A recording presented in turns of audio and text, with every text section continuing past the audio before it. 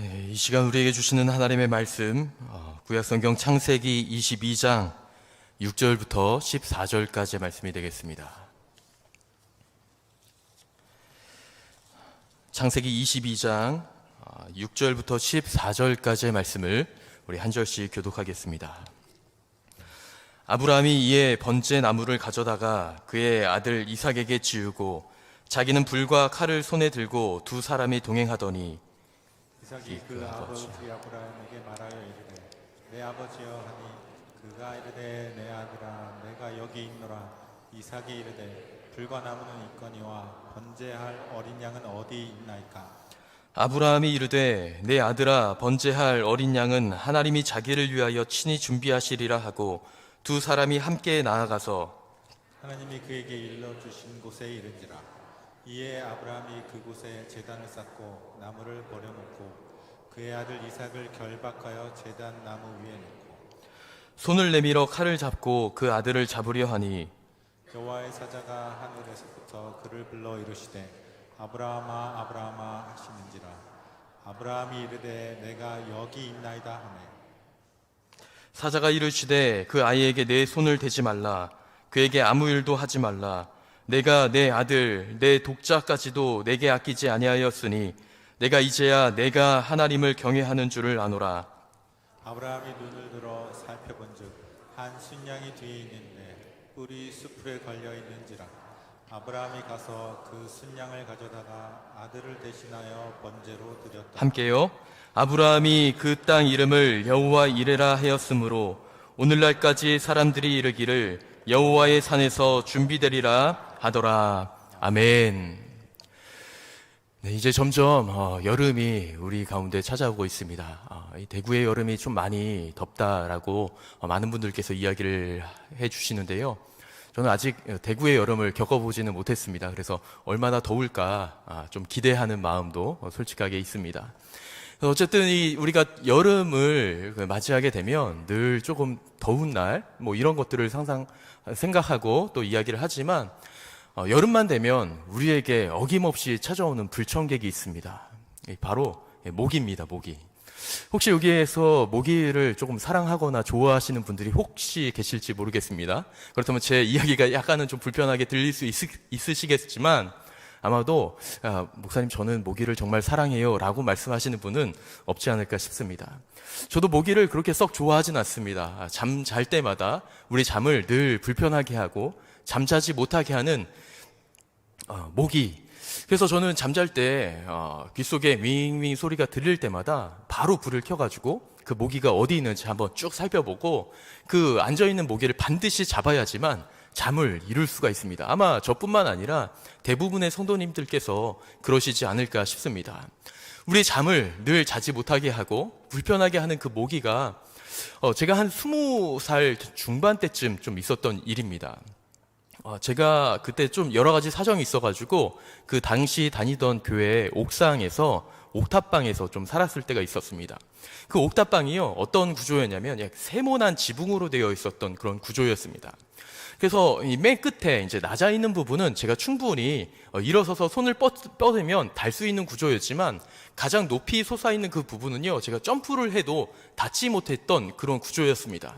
그래서 이 잘 보이는 손이 닿는 곳에 있는 모기들은 다 잡았는데 제일 높은 곳에 있는 모기들은 잡지 못한 거예요. 아무리 제 눈에 보여도 도저히 잡지 못하겠더라고요. 그래서 포기하고 자다가 이제 윙 소리가 나면 바로 불을 킨 다음에 그 모기들을 그 당시에는 지금처럼 이 모기채가 있지 않았었거든요. 대략 한 20년 전이니까 전기 모기채가 없었습니다. 그래서 손바닥으로 잡든지 책으로 잡든지 그런 식으로 잡았습니다.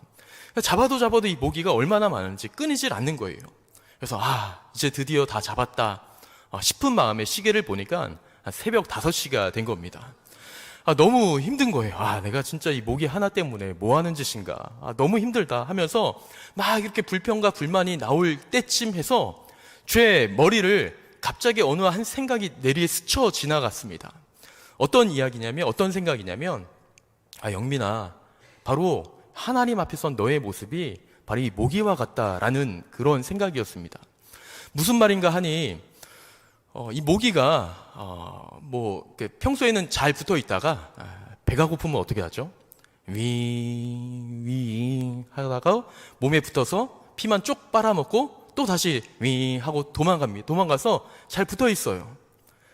그래서 자기의 이제 뱃속에 있는 피가 다 소화될 때쯤, 자기가 무언가 필요하다라고 생각될 때쯤이면 또 다시 사람에게 찾아와서 잉 하면서 피를 쪽 빨아먹고 도망가는 이 모기가 마치 저의 모습 같았던 거예요.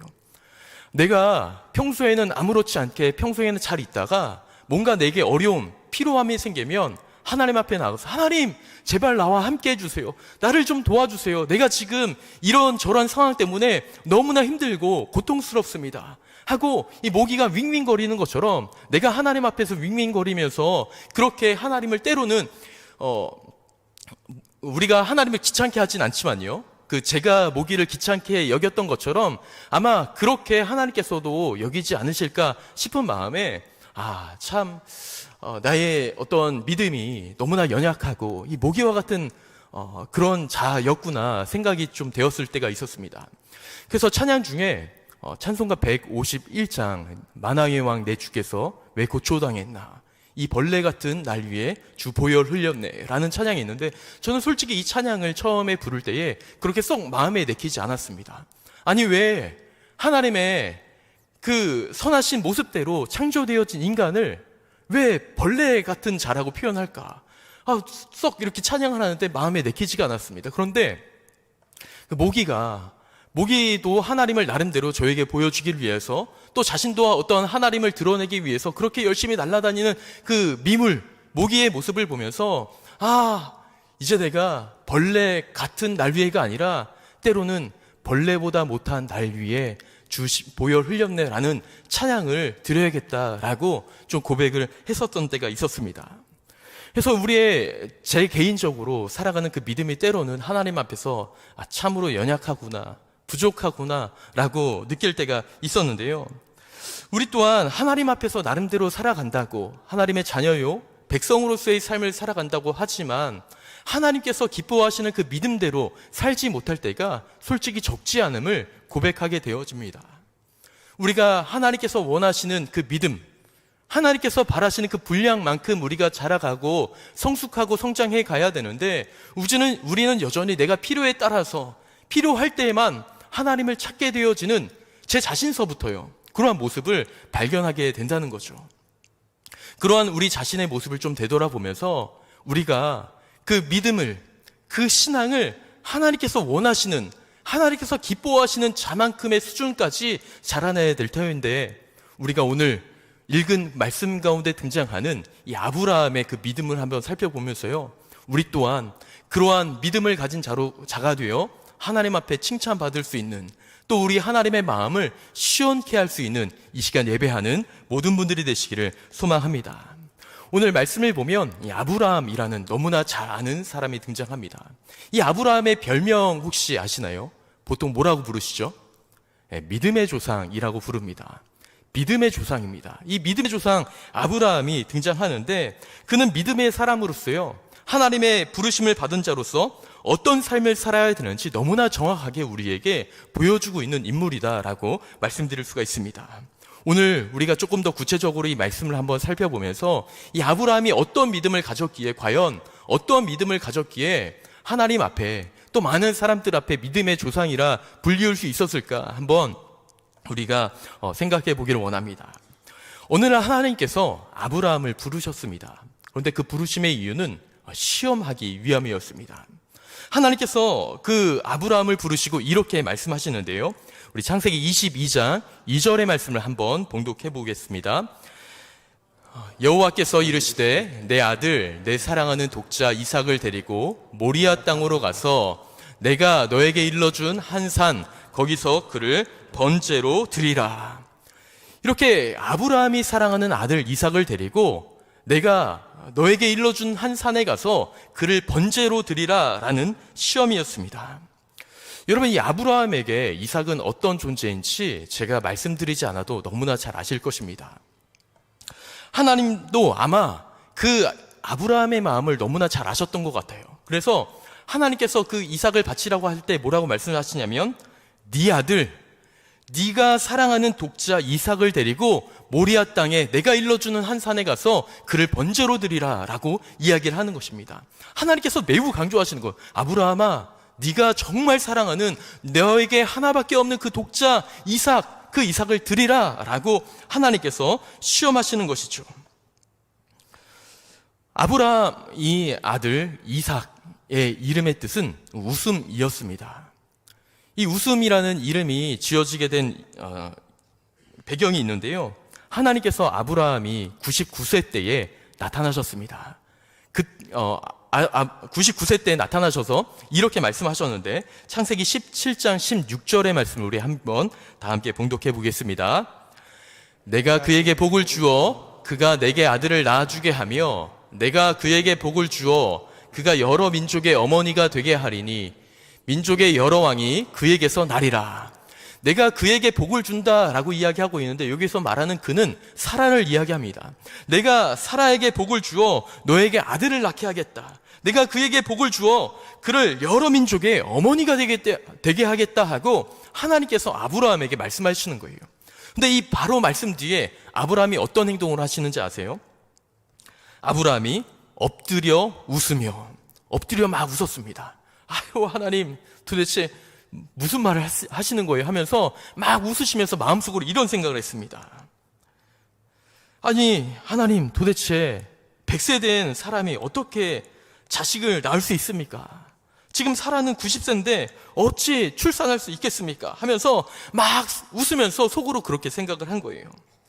그리고 나서 하나님 앞에 이렇게 이야기를 하죠.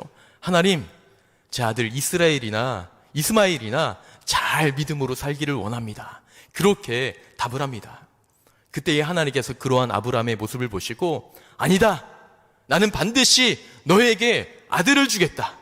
그 아들을 낳으리니 그 아들의 이름을 이삭이라 하라 라고 하셨는데, 그 이삭의 이름의 뜻이 무엇이냐면 웃음입니다. 웃음. 왜냐하면 이 아브라함과 사라가 하나님께서 아들을 주신다고 하셨을 때 비웃었거든요. 속으로 비웃었잖아요. 그래서 너희가 웃었냐? 너희가 그 아들의 이름을 이삭이라 하라, 그렇게 말씀하셨습니다. 약속에 대한 비웃음으로 아들의 이름이 웃음, 비웃음, 그렇게 이삭이 된 것이죠. 그런데 머지않아 이 비웃음은요, 아브라함과 사라에게 참 웃음이 되었습니다. 창세기 21장 6절은 이제 이삭을 낳은 뒤에 사라가 고백하는 말인데요. 21장 6절의 말씀을 한번 보겠습니다. 같이 봉독하겠습니다. 사라가 이르되 하나님이 나를 웃게 하시는 듣는 자가 다 나와 함께 웃으리로다. 지금 하나님께서 웃게 하셨다는 거예요. 너무나 행복하고 즐거운, 너무나 소중한 아이가 생겨나게 되므로 이 아이 때문에 나에게 웃음이 끊이지 않는다는 것을 이야기하는 겁니다. 그리고 바로 이 뒤에 말씀에 이제 이삭이 접될 무렵이 되었을 때에 그 마을에 잔치를 벌였다고 하는데, 성경의 말씀을 보니까 큰 잔치를 베풀었다라고 이야기를 하고 있습니다. 과거에는 정말 하나님께서 이러한 아이를 주실 수 있을까? 아유, 참 하나님 너무나 웃기셔. 어떻게 지금 내가 99세고 내 아내의 나이가 90세인데 어찌 나에게 아들을 주신다고 하시는 말인가 하면서 비웃었지만, 이제 하나님께서 그 약속을 아브라함과 사라에게 허락하여 주셨고 아들 이삭이 낳음을 통하여서 그 가정에는 참 기쁨과 행복함이 넘치게 되었던 것입니다. 얼마나 기뻤는지. 이삭이 접될 무렵 잔치를 벌였는데 마을에 큰 잔치를 벌였던 것입니다. 그렇게 아브라함에게는요, 이 사라에게는, 이 가정에게는 이삭이 너무나 소중한 존재, 너무나 행복함을 주는 존재, 웃음을 끊임없이 주는 존재가 바로 이 이삭이었던 것입니다. 그런데 지금 하나님께서 뭐라고 시험하시는 거죠? 아브라함을, 내 아들, 네가 사랑하는 아들 이삭을 지금 모리아 땅 내가 일러준 한 산에 가서 그를 번제로 드리라 라고 이야기를 하는 것입니다. 그냥 드리는 게 아니라 번제로 드리라는 거예요. 여러분, 번제는요, 제사의 방법 중에 하나인데 그 동물에 각을 떠서 불태워 드리는 제사가 번제입니다. 그러니 이 이삭을 어떻게 드리라는 거예요? 차마 입에 담을 수 없는 너무나 잔인한 모습으로 그 이삭을 하나님께 드리라고 아브라함에게 하나님께서 말씀하시는 겁니다. 지금 웃음을 주셨는데 그 웃음을 다시 가져가시겠다는 거예요. 행복을 주셨는데 행복을 다시 거두어 가시겠다는 거예요. 그런데 이 아브라함의 반응을 보면요, 1절 어떠한 반문도 없습니다. 아니 하나님, 내가 99세 때에 그렇게 내가 비웃었을 때에 반드시 아니라고 반드시 주시겠다고 하셨으면서 왜 다시 하나님 다시 데려가 가신다고 하십니까? 하면서 따질 법도 한데요, 그러한 어떠한 따짐도 없습니다. 성경을 보면요, 아침에 일찍이 일어나 번제에 쓸 나무를 패서 이제 두 종과 함께 그 이삭을 데리고 함께 그 번제할 여정을 떠나는 것을 보게 되어집니다. 길을 걷다가 이삭이 묻죠. 사랑하는 아들이 묻습니다. 아빠, 지금 우리가 하나님 앞에 예배하러 가는데 이 태울 번제에 사용할 나무는 있는데 제물로 드린 양은 어디 있습니까? 하고 아들이 묻습니다. 사랑하는 아들이 물어요. 여러분, 그때의 이 아버지의 마음, 아브라함의 마음은 어땠을까요? 그런데 1절 어떠한 마음의 요동도 없는 듯합니다. 하나님께서 준비하실 거야, 이삭아 한번 가자 하면서 올라갑니다. 그리고 그를 결박하여 나무 위에 올려놓습니다. 그리고 칼을 들어 그를 내리치려고 합니다. 그리고 잠시 뒤에 하나님께서 급하게 아브라함아, 아브라함아 하시면서 그 칼로 내리치는 아브라함의 그 행위를 멈추시고 하나님께서 예비해 두신 어린 양으로 대신 예물을 드리게 하십니다. 저는 이 부분에서 아브라함이 칼로 내리치기 전에 있잖아요, 그때의 아브라함의 마음이 좀 궁금했어요. 아브라함이 지금 칼을 내려치려고 하다가 멈췄는데 저는 궁금했습니다. 아브라함이 진짜 내려치려고 했을까? 아니면 내려칠 때쯤 해서 하나님께서 부르실 것을 아셨을까? 아니면 그냥 하나님께서 부르시지 않으시더라도 목 앞에 정도까지만 갔을까? 어느 정도일까 한번 생각을 해보았습니다. 여러분들은 몇 번일 것 같아요? 1번 완전히 내리쳤을 것이다. 2번 가다가 멈췄을 것이다. 3번 가다가 하나님께서 부르실 것이라는 것을 아셨을 것이다. 몇 번 같으세요? 만약에 여러분들이 그 자리에 있었다면 어떻게 하시겠습니까? 저는 솔직히 말씀드리면 칼조차도 들지 못하지 않았을까 싶어요. 그런데 아브라함은 들었고 어쨌든 내리치려고 했습니다. 그래서 저는 그 모습이, 그 순간 아브라함의 마음이 너무나 궁금해가지고요, 성경을 한번 찾아보았습니다. 성경을 찾아보았는데 이 사건을 좀 다룬 곳이 히브리서와 로마서에 등장을 하더라고요. 그래서 히브리서 11장 17절에 그 아브라함의 마음을 어떻게 표현하고 있는지 우리 같이 한번 히브리서 11장 17절의 말씀을 함께 봉독해 보겠습니다. 시작. 아브라함은 시험을 받을 때에 믿음으로 이삭을 드렸으니 그는 약속들을 받은 자로 돼 그 외아들을 드렸느니라. 아브라함은 시험을 받을 때에 믿음으로 이삭을 드렸다고 합니다. 믿음으로 드렸대요. 그런데 저는 이 믿음이 무엇인지 모르겠어요. 그 마음이 이 믿음으로는 표현이 되지 않는 것 같아요. 그래서 계속해서 말씀을 읽어보니까 히브리서 11장 19절에는 조금 더 구체적으로 표현하고 있는데요, 히브리서 11장 19절을 다 함께 한번 봉독해 보겠습니다. 그가 하나님이 능히 이삭을 죽은 자 가운데서 다시 살리실 줄을 생각한지라 비유컨대 그를 죽은 자 가운데서 도로 받은 것이니라. 이 말씀을 보면 지금 어떻죠? 하나님이 능히 이삭을 죽은 자 가운데서 다시 살리실 것이다 라고 생각을 했던 거예요.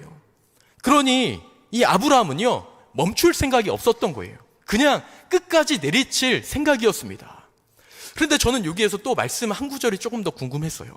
죽은 자 가운데서 다시 살리실 줄로 생각한지라 라는 이 생각했다라는 단어가 조금 의아했습니다. 왜냐하면 생각했다라는 단어보다는 아브라함이 믿었다라는 단어가 더 어울릴 것 같았거든요.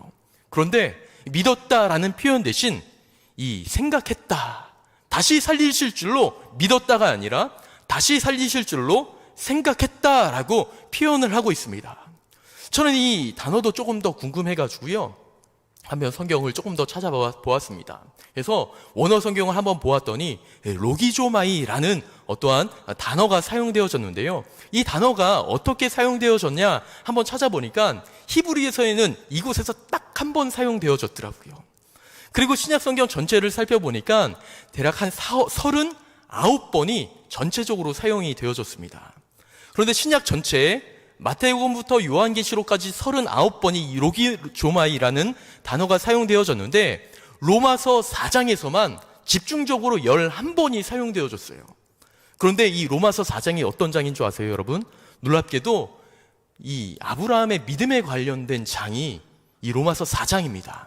거기에서 이 로기조마이, 생각했다라고 하는 그 단어가 이 로마서 4장에 계속해서 사용되어졌는데 어떻게 사용되어졌냐면 로마서 4장 3절에 이렇게 쓰여져 있는데요. 한번 로마서 4장 3절의 말씀을 함께 봉독해 보겠습니다. 성경이 무엇을 말하느냐? 아브라함이 하나님을 믿음에 그것이 그에게 의로 여겨진 바 되었느니라. 여기에서 로기조마이가 어떤 단어로 사용되어졌냐면 하나님을 믿음에 그것이 그에게 의로 여겨진 바 되었느니라. 여기다, 여겨졌다 할 때 그 단어가 똑같이 아브라함이 생각했다 했을 때 그 로기조마이 같이 사용되어진 단어입니다. 그러니까 이 하나님께서 아브라함을 보시고 그의 믿음을 보시고 의로 여기셨다 할 때 그 여기다가 아브라함이 생각했다 할 때 사용되어졌던 단어와 동일하게 사용되어진 겁니다. 그러므로 이 아브라함이 다시 살리실 줄로 생각했다 할 때 그 생각은요, 그냥 자신의 부족함, 인간의 부족함 그 마음을 가지고 생각한 것이 아니라 하나님께서 아브라함을 의롭다 여기셨다 말씀하셨을 때 그 사용된 표현이기 때문에 아브라함의 그 생각은요, 하나님을 100%, 1000% 신뢰한 그 믿음을 바탕으로 나왔던 생각이다라고 말씀드릴 수가 있습니다. 절대적인 동의와 인정할 때 여기다라고 사용되어졌던 그 여기다와 동일하게 그 아브라함은 생각을 했던 것이죠. 아브라함의 생각은요, 믿음에 근거한 생각, 절대적인 동의와 인정으로부터 나오는 하나님을 100%, 1000% 신뢰하는 데에 근거한 행동, 생각이었다는 것입니다. 그래서 이 아브라함의 그 내리칠 때의 그 마음을 조금 더 구체적으로 로마서 4장 17절부터 22절까지 말씀하고 있는데 제가 한번 봉독해 드리겠습니다. 로마서 4장 17절서부터입니다. 기록된 바 내가 너를 많은 민족의 조상으로 세웠다 하심과 같으니 그가 믿은 바 죽은 자를 살리시며 없는 것을 있는 것으로 부르시는 이시니라. 아브라함이 바랄 수 없는 중에 바라고 믿었으니 이는 내 후손이 이와 같으리라 하신 말씀대로 많은 민족의 조상이 되게 하려 하심이라. 그가 100세나 되어 자기 몸이 죽은 것 같고 사라의 태가 죽은 것 같음을 알고도 믿음이 약하여지지 아니하고 믿음이 없어 하나님의 약속을 의심하지 않고 믿음으로 견고하여져서 하나님께 영광을 돌리며 약속하신 그것을 또한 능히 이루실 줄로 확신하였으니 그러므로 그것이 그에게 의로 여겨졌느니라. 여러분, 이 말씀은 아브라함이 어떠한 마음을 가지고 하나님께 말씀을 받았는지, 아브라함이 어떠한 마음을 가지고 이삭을 내리치려 했는지 분명하게 보여주시는 말씀입니다. 아브라함은요, 칼을 휘두르면서 하나님께서 멈추실 것이라고 생각하지 않았습니다. 아브라함은 이삭을 죽일 작정이었습니다. 그리고 이삭이 죽을 것이라 생각했어요.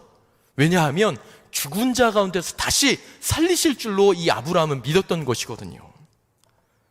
자신의 사랑하는 아들, 정말 큰 기쁨과 웃음과 행복이 됐었던 그 아들을 지금 죽이려고 하는 거예요.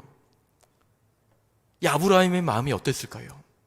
정말 찢어지도록 마음이 아팠을 것입니다. 정말 너무 아팠을 거예요, 그 마음이. 그런데 그는요, 이삭이 죽을 것을 알고도 믿음이 약하여지지 않았습니다. 믿음이 없어 하나님의 약속을 의심하지도 않았습니다.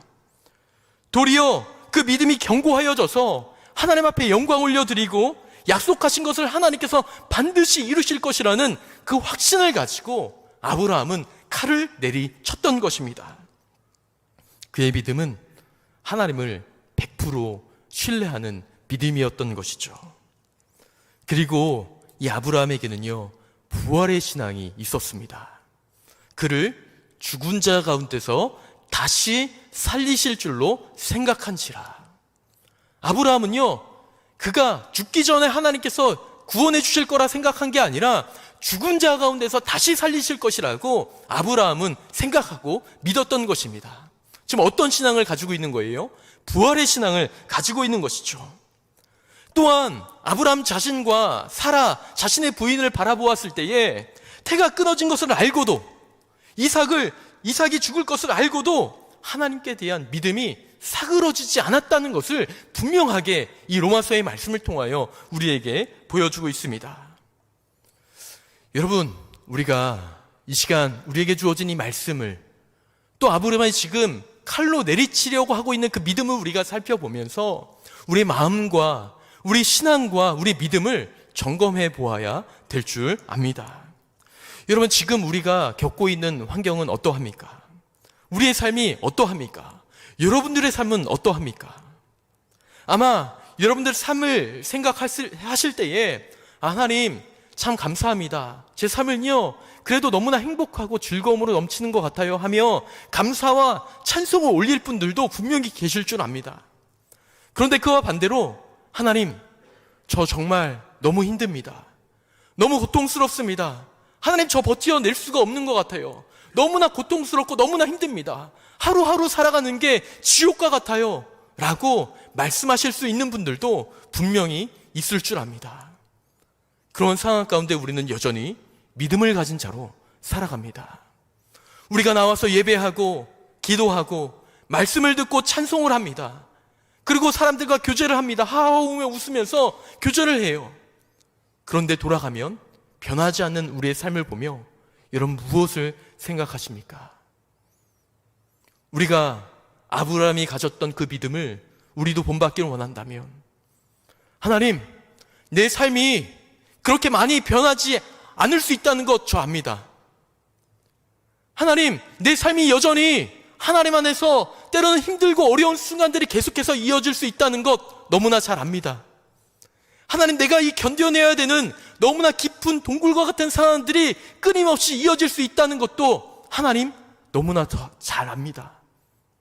그러나 하나님, 나는 그 모든 것을 알지만 하나님께 대한 분명한 그 믿음과 신앙이 흔들리지 않고 오히려 끝까지 주님을 믿으며 내가 어떠한 상황과 환경 가운데서도 살아계신 하나님을 높이며 하나님께 영광 올려드리며 살아가기를 원합니다. 주님, 나에게 은혜를 베풀어 주시고 힘을 주시고 여호와 이레로 나의 길을 인도하여 주옵소서 기도하며 나아가게 된다면 하나님께서 우리의 그 믿음을 받으시고 신앙을 받으시며 여호와 이레로 준비해 주셨던 그 어린 양을 준비해 주심으로 우리가 헤쳐나가야 될, 넘어가야 될 그 산을 분명히 넘어갈 수 있도록 인도하여 줄 줄 믿습니다. 우리가 하나님 앞에 여러 가지 모양, 여러 가지 삶의 모습으로 살아갑니다. 그때에 우리가 오늘 이 아브라함에게 주셨던 그 말씀을 기억하며 또 그리스도인으로서 살아간다는 것이 결코 편하지 않을 수 있다는 것, 그것 우리가 알 수 있습니다. 우리가 가는 길이 참으로 힘들고 어려운 길이라는 것 너무나 잘 알고 있습니다. 그러나 아브라함이 그랬던 것처럼 믿음이 약하여지지 않고 믿음이 없어 하나님의 약속을 의심하지 않고 오히려 믿음으로 견고하여져서 하나님께 영광을 올려드리며 하나님 앞에 하나님께서 약속하신 그것을 또한 능히 이루실 줄로 확신하며 그 확신을 가지고 살아갈 수 있는 모든 분들이 되시기를 주님의 이름으로 소망합니다. 그리고 이제 오늘 선교지로 떠나기 위하여서 준비하시는 우리 분들도 선교를 감당할 때에 여러분 아마 넉넉지 않은 마음으로 준비하시리라 생각이 되어집니다. 그리고 선교지를 다녀오면 육신으로 너무나 피곤하다는 것 잘 알고 있습니다. 그리고 우리의 어떤 신앙의 리듬도, 삶의 리듬도 깨어진다는 것 너무나 잘 알고 있습니다. 우리가 살아가던 그 모습 그대로 다시 한번 회복되어진다는 것, 힘들다는 것 알고 있습니다. 우리가 그러한 힘들고 어렵다는 사실을 알지만 그럼에도 불구하고 믿음으로 우리가 그 길을 걸어가며 그 하나님께서 허락하신 그 길을 완주해냈을 때에 하나님께서 허락하여 주시는 놀라운 은혜들을 분명히 경험하게 될 줄 믿는데, 도리어 힘듦 때문에 믿음이 약해지는 것이 아니라, 연약해지는 것이 아니라 힘듦과 어려움과 고통과 고난 때문에 도리어 우리의 믿음이 성장하여지고 하나님의 약속을 의심하는 것이 아니라 도리어 그 약속을 꼭 붙잡고 오히려 믿음으로 견고하여져서 하나님께 영광을 올려드리며 약속하신 것을 하나님께서 능히 이루신다는 것을 믿음으로 확신하며 살아갈 수 있는 우리 모든 분들이 되시기를 다시 한번 주님의 이름으로 축복을 드립니다. 아멘. 이 시간 잠시 기도하겠습니다. 하나님 아버지, 하나님께서 우리에게 늘 은혜와 사랑을 베푸시며 하나님의 자녀요 백성으로서의 삶을 살아가기 원하시는 것 우리가 너무나 잘 알고 있습니다. 하나님, 그러나 우리가 믿음 있는 자로서의 삶을 살아간다는 것도 얼마나 힘들고 어려운 일인지 우리가 매일매일 겪는 나의 삶을 통하여서도 경험하게 됩니다. 하나님, 힘들고 어려운 삶들이 내 앞에 놓여져 있지만 그럼에도 불구하고 우리가 도리어 믿음을 가지며 믿음이 없어 하나님의 약속을 의심하지 않는 자가 되게 하여 주시고, 아브라함과 사라가 자기의 몸이 죽은 것 같고 태가 죽은 것 같음을 알고도 믿음이 약하여지지 아니하였던 것처럼 우리 삶 또한 도리어 강건하여져서 하나님 앞에 영광 올려드리며 하나님께서 약속하신 것을 분명히 이루신다는 것을 확신을 가지고 나아갈 수 있는 우리 모두가 될 수 있도록 은혜 베풀어 주옵소서. 한 주간의 삶을 살아가는 우리 모두에게 은혜와 사랑으로 함께하여 주시기를 원하며 우리 구주 예수 그리스도의 이름으로 기도드리옵나이다. 아멘.